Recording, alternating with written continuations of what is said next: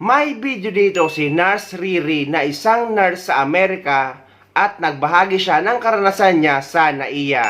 Dahil ayon sa kanya ay may dala daw siyang powdered milk at Milo. Ngunit hinarang siya sa NAIA dahil bawal daw pala itong dalhin sa hand carry kapag walang kasamang bata. At ayon sa kanya, it does not make sense na pag may kasama palang bata ay pwedeng dalhin. Kapag walang kasamang bata ay hindi pala pwede. What? At sa inis niya ay pinagbubuksan niya ang dala niyang gatas at Milo. At winagwag daw niya sa basurahan. Dahil wala daw talaga siya tiwala sa mga taga-NAIA. Kaysa daw mga buhaya ang makinabang ayon sa kanya. Yan. Yan. Base naman sa pag-research ko at nakita ko sa Emirates Airlines na sa ibang bansa ay mahigpit pala itong pinagbabawal or may mga bansa na mahigpit dito.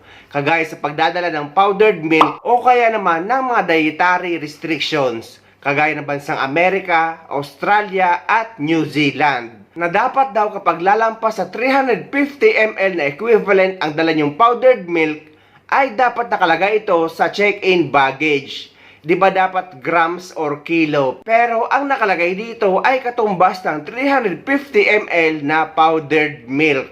So mas maigi kung may dala kayong powdered milk ay ilagay nyo lang sa inyong check-in baggage, lalo na kung wala kayong kasamang bata para walang maging problema. Nakailang beses na rin ako nakapagdala sa hand carry ng malalaking Milo pauwi sa Pilipinas. Ngunit dahil nga nalaman ko ito ay ilalagay ko na lang sa check-in baggage para walang maging problema. Pero ayon nga sa Emirates Airlines na may mga bansa na mahigpit dito, kagaya ng USA, New Zealand at Australia. Kaya nga si Nurse Riri ay naharang sa airport dahil mahigpit pala ito sa bansa na pupuntahan niya. Lalo na kapag wala kang kasamang bata. Yan. Yan. May kababayan naman tayo dito na naharang sa airport na ang mga laman ng kanyang hand carry ay gatas, kape at asukal.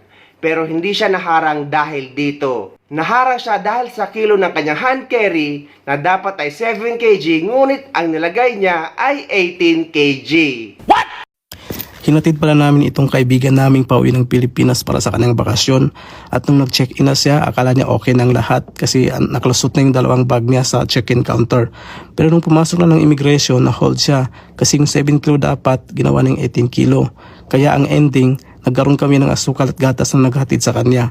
So maganda rin minsan na nakikita natin ang mga post o reklamo ng mga kababayan natin sa airport dahil may nakukuha tayong aral or may natututunan tayo. Ilalagay ko sa description ng video na ito ang post ni Nurse Riri para mabasa nyo rin.